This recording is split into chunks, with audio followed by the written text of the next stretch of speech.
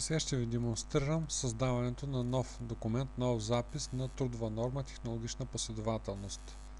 От бутона Нов запис се генерира празна форма, която следва да попълним с последователно обхождане на полетата. В полето код въвеждаме номер, което е номера на плановото задание. Това е вътрешен номер от фирмата.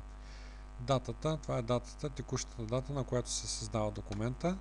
Модел. Избираме от номенклатурата вече въведен модел като наименование. Той трябва предварително да е въведен. Клиент също предварително е въведен. Трябва да го избера от номенклатурата. Описание.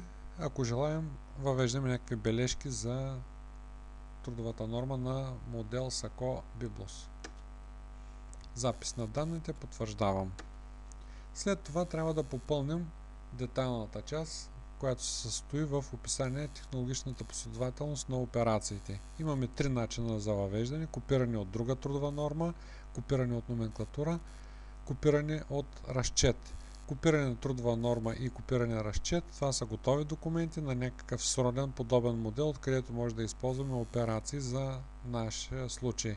В момента ще ви демонстрирам копиране от номенклатура, където една по една операциите се добавят.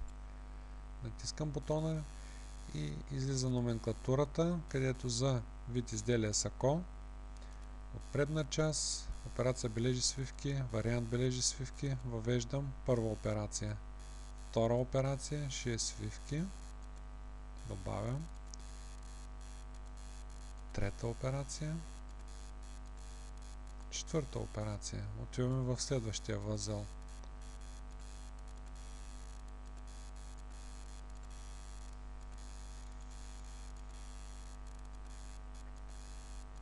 И така нататък. Прехвърлят се всички необходими операции. Ако нещо сме пропуснали, или пък ако искаме да продължим по-нататък, има нещо да се доуточни, оставяме до където сме стигнали, след това продължаваме пак по същия начин, като последователността тук си стои и, както виждате, през 5 се подреждат редовете 5, 10, 15, 20. Това е направено умишлено с цел преподреждане допълнително на операциите. Ако искаме последната операция да я вмъкнем между 30 и 35, просто коригираме номера на 31 и ето, тя се позиционира там, където ние желаехме. По този начин става попълването на технологичната последователност бързо, лесно и без никакви грешки. Единствено надяваме се на коректна база данни от операции, които предварително са изработени и проверени.